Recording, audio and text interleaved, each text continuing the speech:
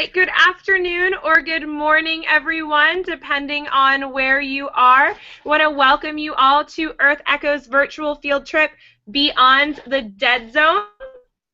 My name is Allie Toomey. I'm Earth Echo's Education Coordinator, and I am so excited to have all of you here watching with us today. Before we get started, there's a couple housekeeping items we need to take care of. If you would like to ask questions, this is an interactive virtual field trip, and there can be a lot of participation from all of you watching out there. If you're watching on our website, there is a Google question form underneath the video. Just simply submit your questions through there. You can submit as many as you'd like, and we will try to get them all answered. We usually answer them towards the end of the program. So if you don't hear your question right away, just sit tight. We will get to it. If you're watching through Google+, we have enabled our Q&A app. So you can just type your question right on the side of your viewing window, and we will be able to see that and get to those as well. Again, we might not get to them right away, but we will do our best to get them all answered. Today, we are celebrating new resources from Earth Echo that are being released next Tuesday, February 10th. And to tell us a little bit about these new resources, we have our expedition host and Earth Echo co-founder and president, Philippe Cousteau. So Philippe, I'm going to hand it over to you. Thanks, Allie. Well, welcome everybody. Good morning, good afternoon, depending on where you are. We're delighted to have this Google Hangout to talk about these resources that we're really excited about launching next week. They are a continuation, as Allie mentioned, of our program Into the Dead Zone, which is exploring one of the major critical challenges that we face in the environment today. And of course, many of you may remember that last fall we launched Into the Dead Zone, which was exploring specifically the Chesapeake Bay, which is one of the largest dead zones here in the United States, and examining how the stormwater, wastewater, agricultural runoff, and air pollution was contributing to that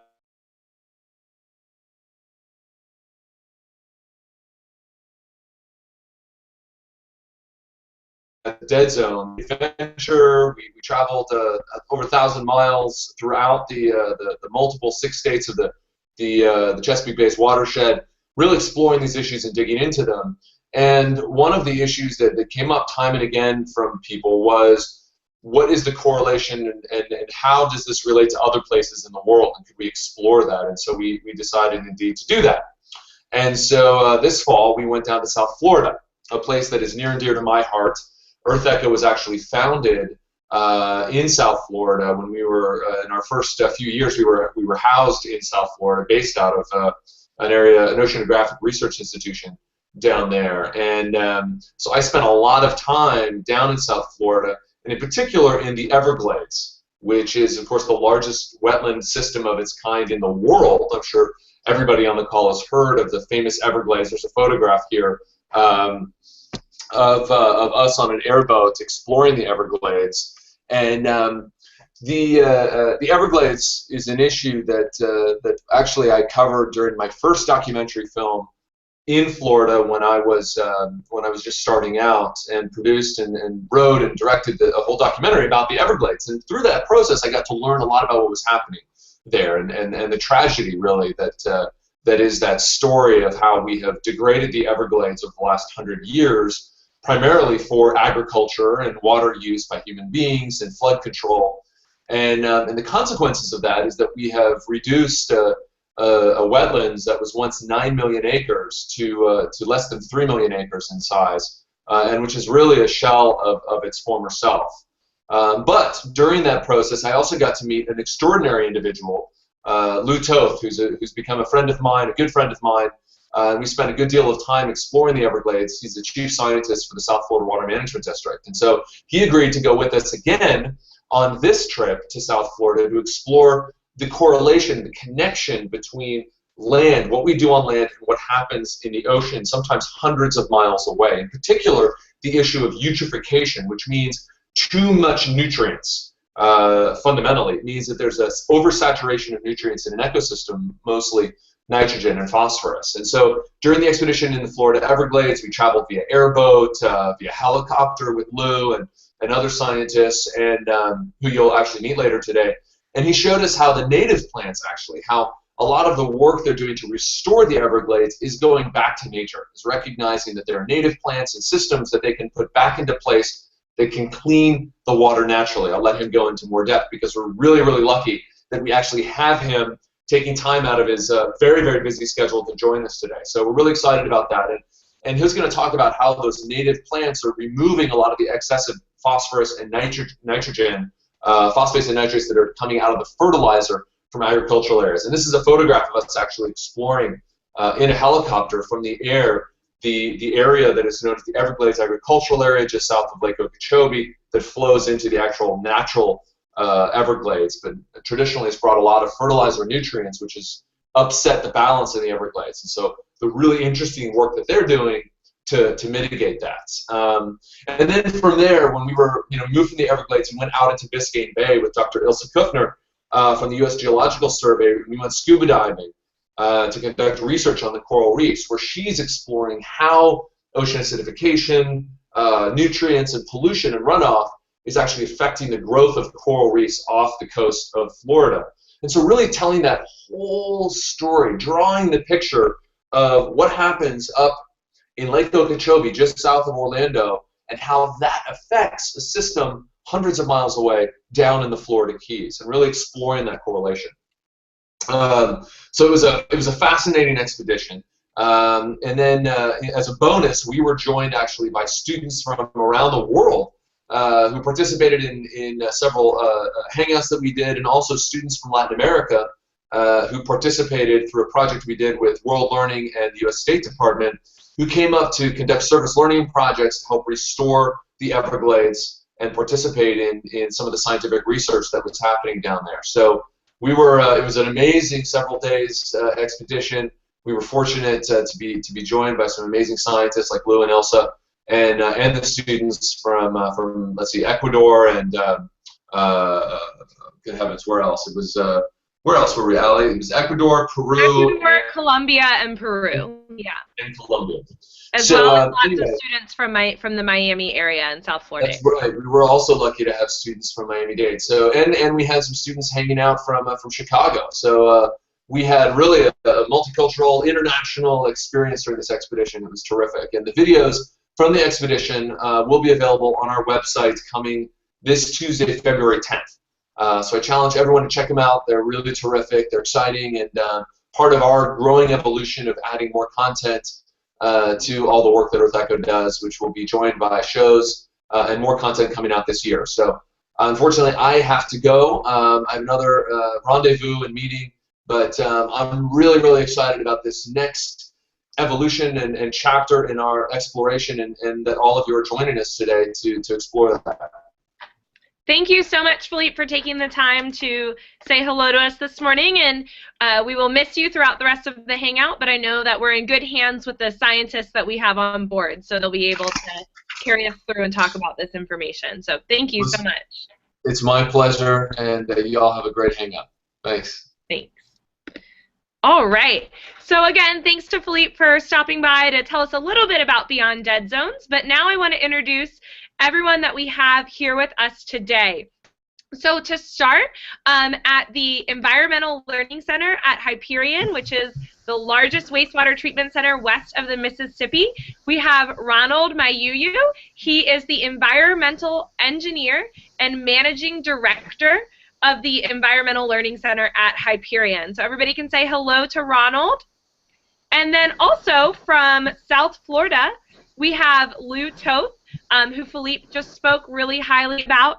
He is with the South Florida Water Management District, and he's actually down in those stormwater treatment areas right now, so we'll be seeing him in just a little bit.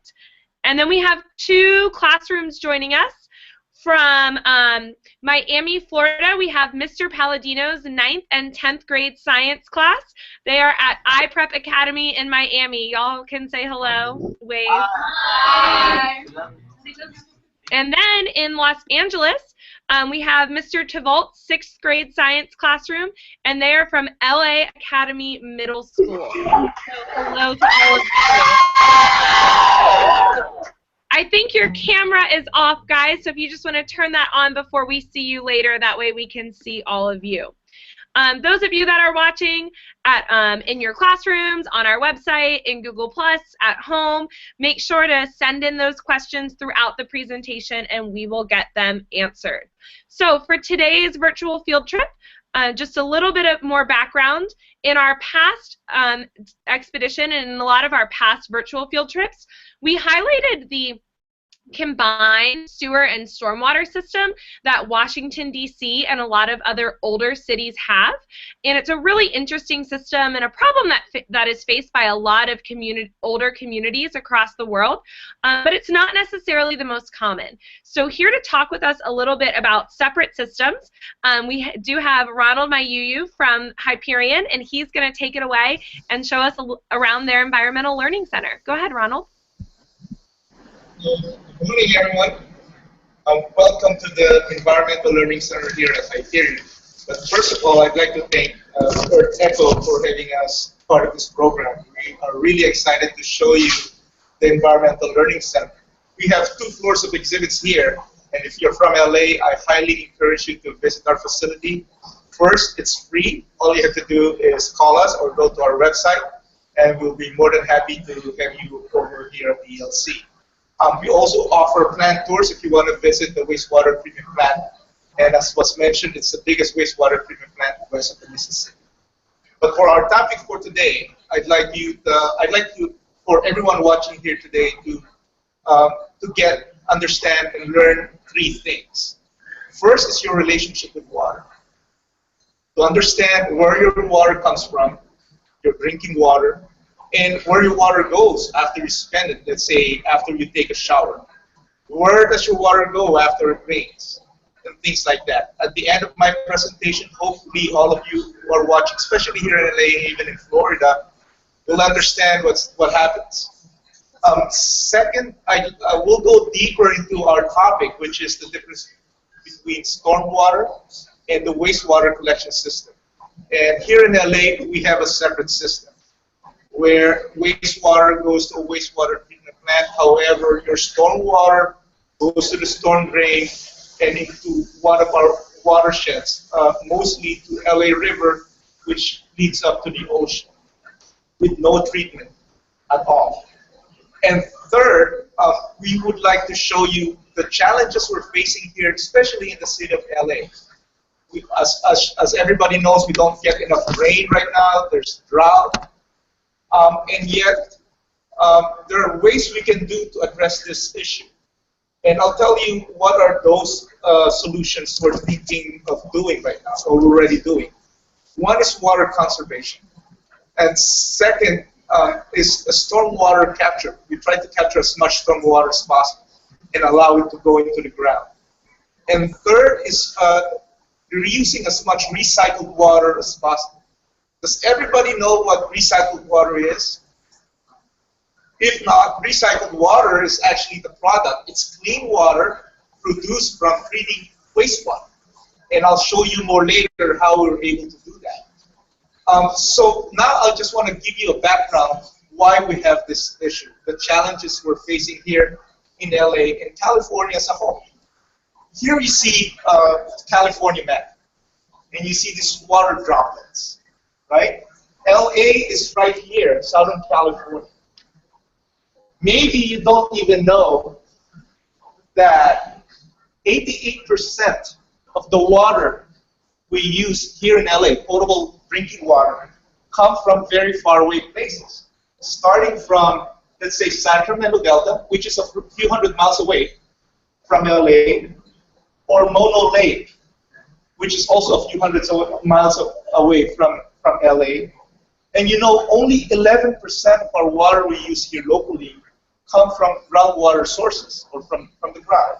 And 1% is recycled water. And as you know, that's not sustainable. It's not sustainable. Future generations cannot have this going on for a long time, especially with the drought. So that's why we mentioned about how do we address these issues, is water conservation, stormwater capture, and increasing the amount of recycled water we use here in LA. So that gives you a little bit of a background of the challenges we're facing here in LA area. And as you know, there are 4 million people here in LA. In whole LA County, there's about 10 million people. Imagine the number of people that uses these resources. And on average, in LA, we use per person 120 gallons per person per day. But what I want to tell you is that each and every one of us can make a difference. How can we save more water? And as I mentioned, all of you watching here on this show, you can do something about it. It would be as simple as, let's say, taking a shorter shower. And I want to show you one of our exhibits here. If you just take shorter showers, the old way, or using a water-efficient shower head, are one of the ways you can conserve water. Okay? And collectively, let's say, if everyone in LA, of 4 million people, will take shorter showers, let's say a 5 minutes per shower, that would save you 5 gallons. And collectively, all of us here in LA, of 4 million people, will save 20 million gallons by just taking shorter showers. Now we're entering another area of our exhibits. Here we're going to go deep into the discussion of the difference of having the difference between our wastewater collection system and our stormwater system. What we have here is a typical home. And you can see the water, drinking water coming into the house, and also the wastewater coming out of the house. And if you follow the wastewater, and before I even mentioned, there's about 600 to 700 miles of sewer lines in LA. That's enough pipes that could stretch from here to China. And that's a lot of pipes. However, our stormwater system is separate from our wastewater collection system, as you can see here. The storm drain system collect the water, let's say, from your driveways or from the street. We call them urban runoff. But what can you do at home to save or collect as much stormwater? What we encourage people here in LA, especially with the drought, is to, let's say, collect rainwater with rain barrels, or have rain gardens and use drought-tolerant plants that uses less water. We also encourage homeowners to use permeable pavers. Permeable pavers allow stormwater to seep or go into the ground all the way to our aquifer.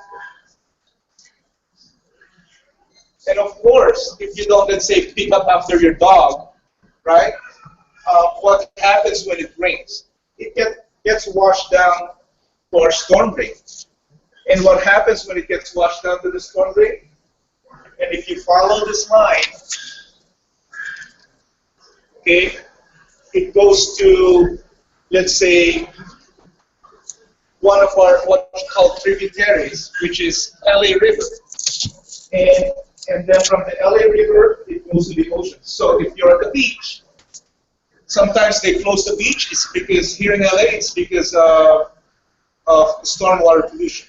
So what can you do?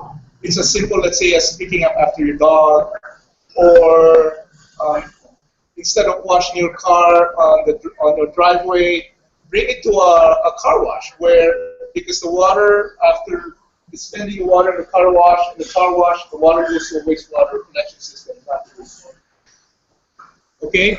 So, again, here in LA, we have a separate stormwater collection system and wastewater collection system. Wastewater gets collected, it goes to a wastewater treatment plant where it gets treated. However, our stormwater goes to the storm drain, to mostly LA River, and then straight to the ocean. So it doesn't matter where you live in LA, even if you live inland, even if you are far away from the beach, you're impacting the ocean, especially if you don't follow some pollution prevention efforts, such as picking up after your dog. Okay, so let's follow our wastewater collection system right here. You follow the flow, and most of our wastewater, as mentioned, goes to Hyperion treatment plant. Here is the actual size of our wastewater pipe coming to Hyperion. It's a 12-foot diameter pipe. It's big enough to fit a truck or even a car. And we get about almost 300 million gallons per day of wastewater coming into the plant. We're open 24 hours a day. We need to clean it, and after we clean it, what do we do with the water? Usually, most of it, we discharge it to the ocean, clean water. Also, a portion of it, we reuse it, or what you call now recycled water. We use recycled water for, let's say, watering the parks, golf courses, using it for industrial use. Let's say a refinery right next door use our recycled water. So we find ways, instead of sending all the clean water to the ocean, we try to reuse it again instead of using as an alternative to potable water. All right. Here is the exhibit grades area three people, for security the wastewater. I'll just quickly show you what's going on, because we don't have to go through the treatment process in detail. But we have, it starts with preliminary treatment, where we take most of the big stuff coming into the plant. Then primary treatment, where we still take separate solids from the liquid. Okay? And then secondary treatment, where we use microorganisms to take the pollutants out of the wastewater. And these, we use bugs, and they're good bugs. And what they do is they eat the pollutants in the wastewater, just like what you see here in this game console. And then some other treatment plants even have tertiary treatment over here, where usually there's filters, and we also disinfect it. This is where we clean the water very well. And after tertiary treatment, usually it's ready for reuse or recycled water. And that's what we do for irrigation purposes, as well as for watering the plants. And lastly, and now we're going to go quickly.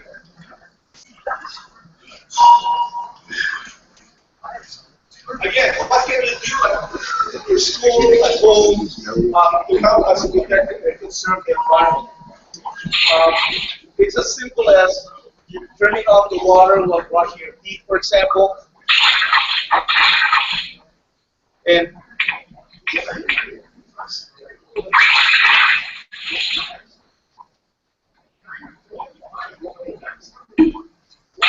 or picking up after your pet, not using the toilet as a trash can.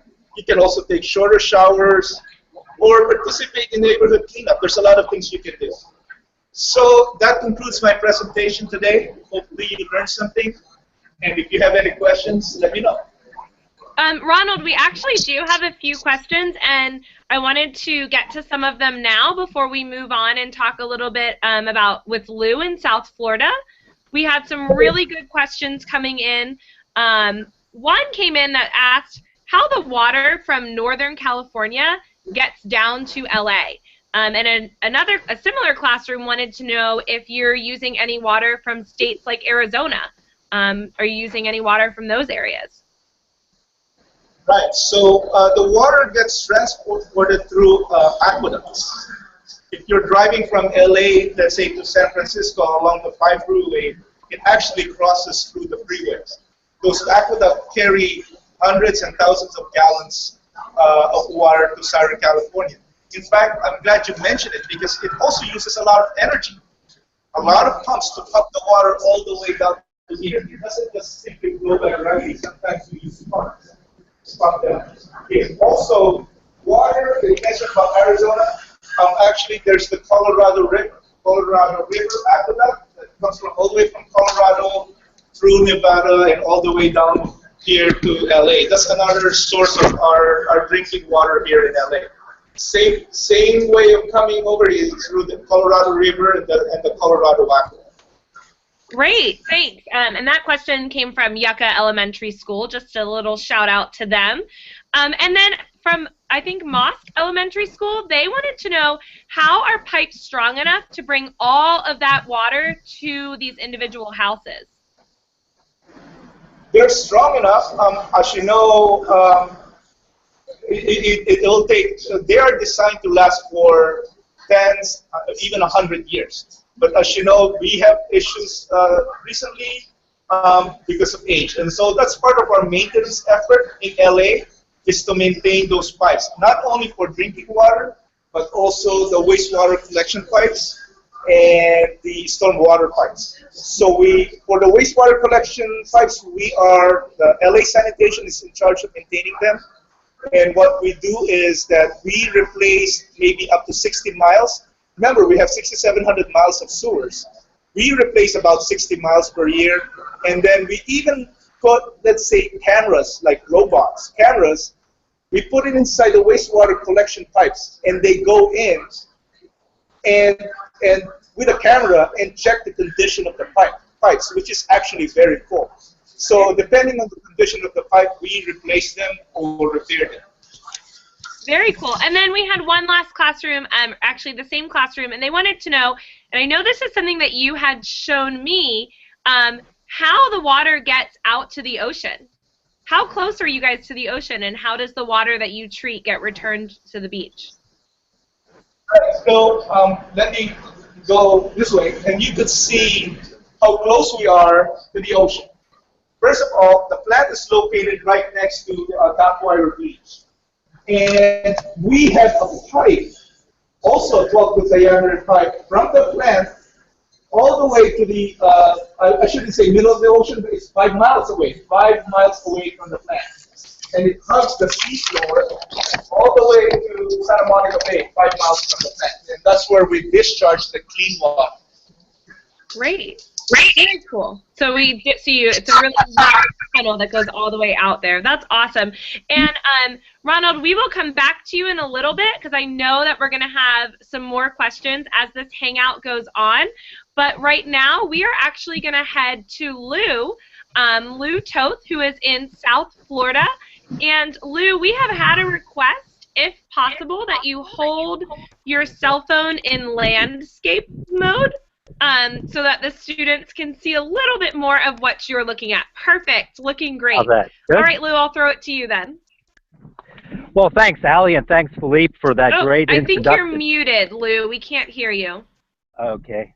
The mute's on, she says. All right. Hold on.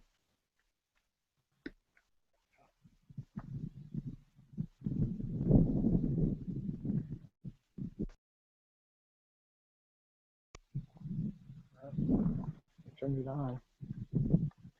Can you hear me now, Allie? Allie, can you hear me now? Huh. Looks like we're having a technical difficulty with Lou's microphone. Just hold on for 1 second. We will try and get this sorted out. Allie, can you hear me? And as he's trying to sort that out, I can actually show everyone, we have a map of the agricultural area where Lou is. And so this is sort of a map of South Florida and Lake Okeechobee. I'll bring that up large for everyone to see. And down further south, you see here the Everglades start. And then, so we have all of our stormwater treatment areas sort of between Lake Okeechobee and the Everglades that Lou is going to talk about. Hey, Allie, this is Stacy with Earth Echo as well. I know we're having a few technical difficulties, but it seems like some of our teams can hear Mia. I'm sorry, can hear Lou. So if you, let's see if our classrooms can hear him. Can anybody in our classrooms hear him? Can you hear me now? I'm getting some words that... Los Angeles can hear. Okay. All right, Lou. Take it away then. Okay. I'm not sure why I can't, but I will let you take it away. Go ahead. Okay. Well, thanks, Allie, and thanks, Philippe, for that great introduction. And hello to all. I'm currently standing on the bank of one of 5 stormwater treatment areas in South Florida. The stormwater treatment areas are man-made wetlands that were created to remove nutrients, specifically phosphorus, from stormwater runoff. Now, the initial impetus for... We can't hear here in South Florida either. The initial impetus for the creation of the stormwater treatment areas was provided in the 1970s when scientists began to show that the Everglades ecosystem was being impacted by the network of canals, levees, and water control structures that were created to provide flood protection for habitation and development of South Florida. In addition to this flood control project also drained a large portion of the historic Everglades, as Philippe had indicated, and thereby allowed for intensive agricultural use of about 700,000 acres of former Everglades wetlands south of Lake Okeechobee, an area that is currently known as the Everglades Agricultural Area. Well, then based on scientific evidence indicating that elevated phosphorus inputs from runoff from this farmland was contributing to the degradation of the Everglades, legislation and regulations were enacted that required the farm community to drastically reduce the amount of phosphorus in their runoff and also pay a tax called the agricultural privilege tax that would provide funding for the creation of stormwater treatment areas that would further reduce the levels of nutrients and the impacts that they were having on the Everglades ecosystem. The SDAs are strategically located so as to provide the water quality that is needed for the restoration of the Everglades and also to protect the natural resources of connected downstream water bodies such as Florida Bay. Now, the phosphorus removal system of the SDAs consists of a series of flowways that are made up of cells that are composed of or comprised or covered by either emergent wetland vegetation like cattail you see in the background here, or dense beds of submerged aquatic vegetation like southern naiad, pondweed, and the macrophytic algae Chara. You see off to my right here a vast expanse of submerged aquatic vegetation that provides the final step in the phosphorus removal process before water is discharged or flows into the natural Everglades. So the Everglades stormwater treatment areas currently comprise over 60,000 acres of wetlands and as such are the largest treatment wetlands in the world. In addition to providing that water quality function, the Everglades STAs also provide vast habitat for abundant wildlife like wading birds and migratory waterfowl and several threatened and endangered species like the wood stork and the Everglades snail kite.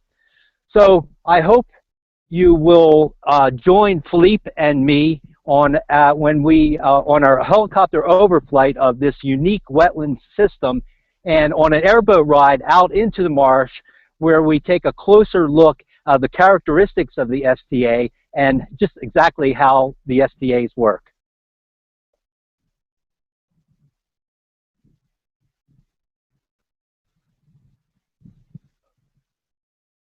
Okay? So,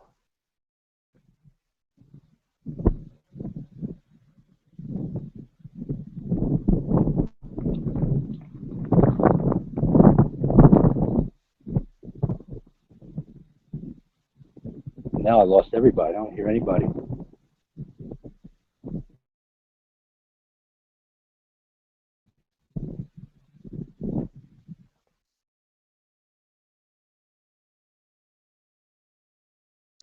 I lost everybody. All right, Lou, thank you so much for that. I'm going to pass this back to Allie. She couldn't quite hear you, so now she's going to jump on and we'll maybe take some questions. I'll relay those to you.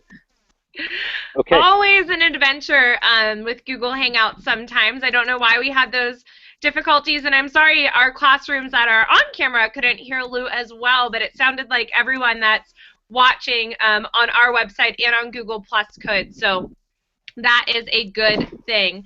I know that Lou talked a lot about the stormwater treatment areas where they are, and for our classrooms that are on camera, those are living stormwater treatment areas. They are using different local and native plants to take up excess nutrients that are in the water before it heads off into the Everglades.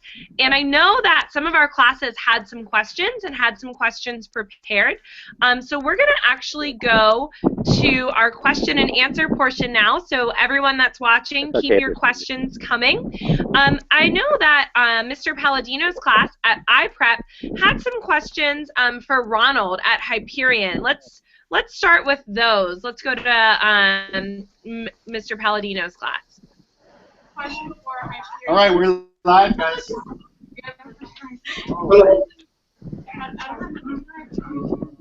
Hello. I wanted to know if you guys add the bacteria to the water while they are in the reactor tanks, or is the bacteria already there from the sewer waters? I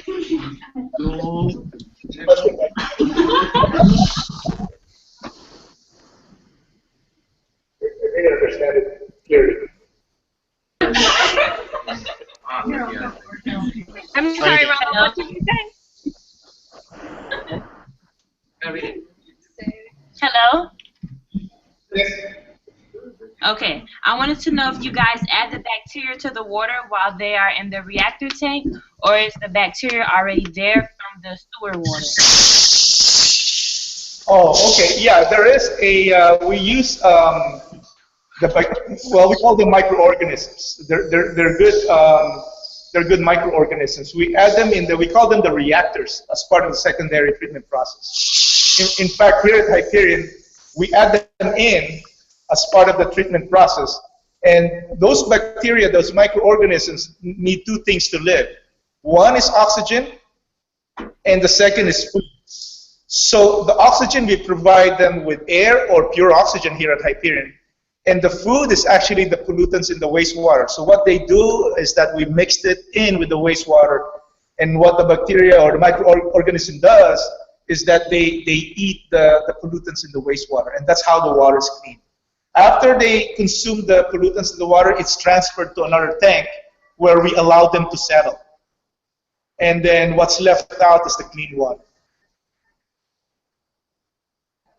Great, thank you so much, Ronald. And then our students at LA Academy, do you guys have a question for Ronald at Hyperion? Does anybody there have a question for him?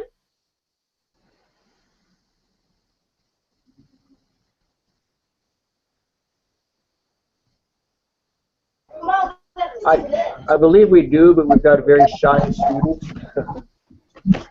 You can relay that question, Mr. Tell. Come on up. Doesn't want to, but we would love to hear from your student. Okay, this is Jeanette.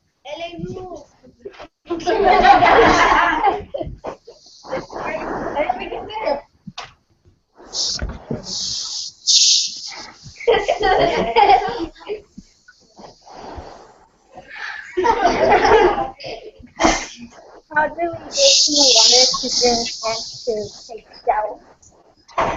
Oh, can you repeat that? It was quiet. That's enough. How do we get water to take showers? That's what she said. How do we get clean water to drink and to take showers? So how does that water actually get to your house? That's a great question. Let's go to Ronald for that. That's a great question. As I mentioned, first of all, water comes from places, right? As I mentioned, either they come from, let's say, Sacramento Delta up north, Northern California, or Colorado River, or from the ground. Usually, it flows by gravity, But if it doesn't flow by gravity, if it has to go uphill, it needs to be pumped uphill. So we also use pumps. Water coming off from the ground, like groundwater, we have groundwater pumps that suck the water out of the aquifer out to the ground, and then it's also pumped from the ground to, let's say, a water treatment facility before and clean it further before going to your home. Great, thank you so much, Ronald. And then we have a couple questions coming in from our audience for you. They look to be from a local Los Angeles area high school that goes by maybe the initials SMASH. They asked, how has the development of the Bolano wetlands near the Hyperion water treatment plant affected the amount of runoff going into the ocean? If you know. I'm not sure. I'm not familiar with the impact of the development on the Bayona wetlands, but definitely Bayona wetland is one of the wetlands we wanted to protect. It's very important to protect not only Bayona wetland, but any wetland, as you know. First of all, you got to understand why we need to protect them. Even though, and because I know that in Florida they're just everywhere, but a lot of people here in LA didn't even know that we had wetlands. Bayona wetland is a perfect example. For sure, the development of the residential areas in Bayona wetland, before they even did that, they had to look at the impact of that development on the environment. Just like any other engineering project or commercial development here in LA. We have to look at the environmental impact of those projects. Great, thank you so much. That's awesome. And I think we have some questions for Lou, also from our students at iPrep at Mr. Palladino's class. Why don't you guys go ahead?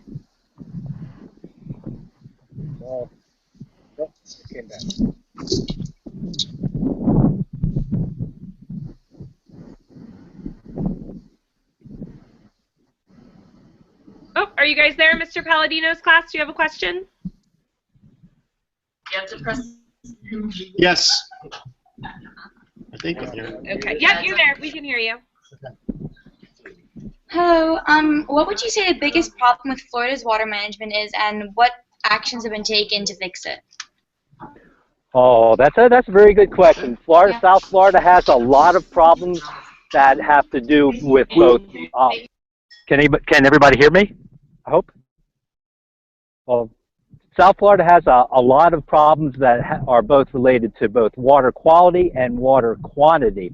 Because we live in the subtropics, we are subject to major storms during the wet season, hurricanes, tropical storms, and that causes problems particularly within our water treatment system, in that it can overload the system, because these stormwater treatment areas not only provide water quality, but they also need to provide the flood protection that the former canals that they replaced formerly provided. So at times when we get a lot of rainwater during tropical storms, the stormwater treatment areas get overloaded and they don't perform as well as they might perform during other easier times of the year. So we have both water quality and water quantity problems, both of which relate to the tremendous amount of development that we have in South Florida. It's a very congested area, and people live here because it's a great place to live, a beautiful climate, as you can see today. It's a beautiful day, but that amount of population and development puts a tax on our resources and our ability to provide clean water and flood protection and the environmental resources that everyone so desires. Great, Lou. And then we actually have another question that came in through our Q&A app. This is from a second grader from Miami Gardens Elementary School, and they wanted to know, how does phosphorus affect the animals that live in the Everglades and in the stormwater treatment areas? Well, it really starts with the plants. One of the primary indicators of the decline or the degradation of the Everglades that was associated with or due to the high phosphorus levels was the replacement of sawgrass, which is sort of the iconic plant species that dominated the Everglades landscape, with cattail, the same species that we use in the stormwater treatment area to remove phosphorus. The cattail has invaded the Everglades and overtaken a large portion of the Everglades. That's the sort of the visual indicator of water quality impact. But that replacement of sawgrass by cattail has had effects throughout the food chain. So not only did the plant coverage change, but the base of the food chain, the food for the higher level consumers like the fish, the wading birds, and the waterfowl also were interrupted. The habitat was changed. So that and the replacement of sawgrass with cattail drastically altered the habitat characteristics, such that the wading birds no longer had good feeding and foraging and reproductive nesting habitat.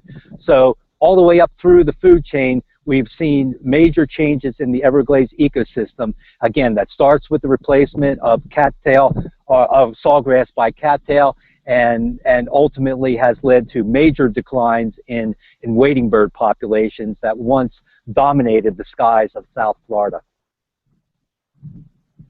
Great, Lou. And then I know that our LA Academy students, there has been some technical difficulties hearing Lou, but do you guys have any questions for him about South Florida or the Everglades that you'd like him to answer?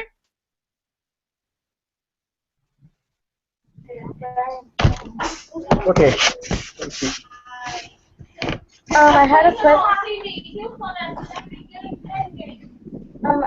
question. How much water do people use every day? Oh, that's a good question, and that I don't know if that has to go to Ronald, but on average, how much water do people use every day in the United States? Lou, do you know the answer to that? No, I don't. That sounds like a good question for Ronald. Yeah, I don't have a specific number on average. I know in LA, each person uses 120 gallons per person per day. In fact, and that has gone down already. In fact, a few years ago, it was 150 gallons per person per day. I know, let's say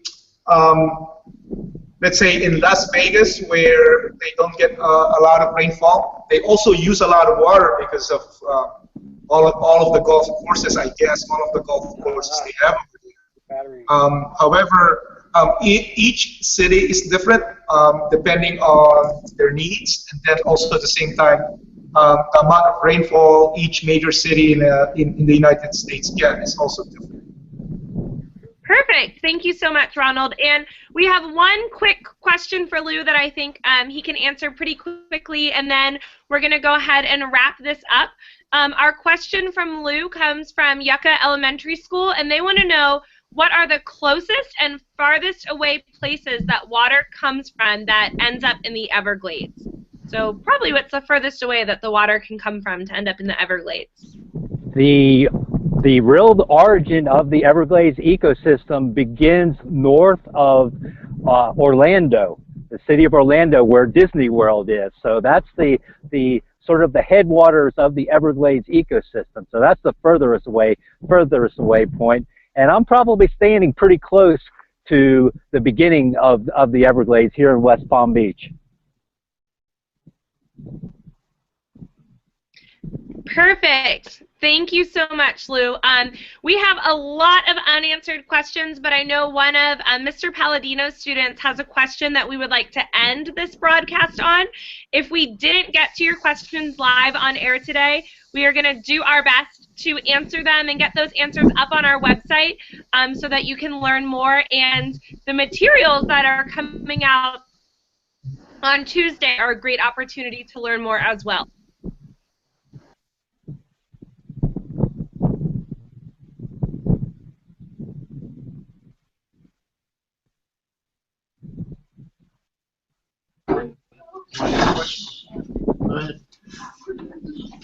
Why isn't the canal system in Florida being filtered in the water treatment plant instead of going directly into Biscayne Bay? Please. Probably the main answer for that is most of the canal system that was created in South Florida was created for flood protection. So it's stormwater runoff. It's not the type of that doesn't carry the same type of pollutants that wastewater treatment plants are designed to remove. The canals, and again, like as I indicated earlier, during the wet season, during the storm season, when we get big quantities of rainfall, the amount of water that is carried by the canals into Biscayne Bay and other downstream areas would far overwhelm the capacity of any wastewater treatment plant that has ever been created. So it's simply not engineering, not really feasible to push that water that's currently carried by the canals to the wastewater treatment plant, nor are wastewater treatment plants really designed to do the types of things that the canal system was created for. Thank you. Great. Thank you so much, Lou. One last question that we do want to end on, because Earth Echo is all about taking action to protect our water planet. So for both Ronald and Lou, let's start with Lou and then go to Ronald. Can you give all of the students watching today just one thing that they can do to help, for you, Lou, protect their local waterways, and Ronald to help keep, maybe use less water and keep our waterways clean? Lou, let's start with you. Yeah, well, not steal Ronald's thunder, but definitely use less water when you can. We have major water conservation efforts in South Florida, particularly at this time of the year, which is our dry season, which encourages people to use less water because water can be in short supply. But in terms of water quality, it's very simple things.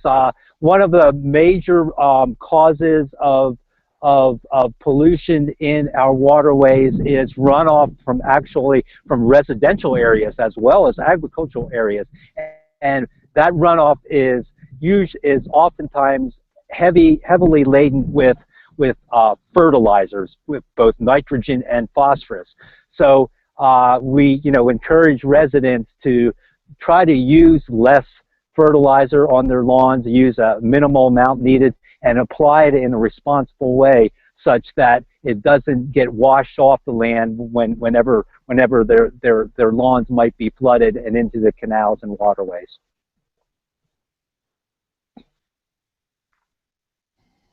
Ronald, let's go to you. What do you suggest students do to help protect our water planet? What just popped into my mind, this morning I took a shower. I said, okay, I'll stick to a 5-minute shower, no more than that. I highly recommend that to everybody. Conserve water as much as we can. And other things that we can do, let's say if you're brushing your teeth, make sure you turn off the faucet while you're brushing. But also, spread the word. I'd like everyone watching here today to talk to, remember everything we can about those 3 things about water conservation. And capture as much stormwater or rainwater as possible. And think about recycled water. Think about what we can do with recycled water. It's important out here. And make sure that have a better understanding. Making sure that they have a better understanding. And to know that each and every one of us can make a positive impact on the environment. Thank you so much, Ronald. That's a great sentiment to end on, that each one of us can make a positive impact. And there are so many teens out there and young people that are making a positive impact. We just wanted to remind everyone that you can, we are going to do our best to answer any unanswered questions that we didn't get to and put those up on our website. But you will be able to learn more and check out our new materials this coming Tuesday. They're going to be available on earthecho.org/expeditions. So thank you, everyone, for sticking with us today. And if you have any questions, there are lots of ways to contact us. You can always email us or find us on Facebook, Twitter, Google+, or even Instagram. So thank you so much, everyone. Have a great rest of your Wednesday. Thank you.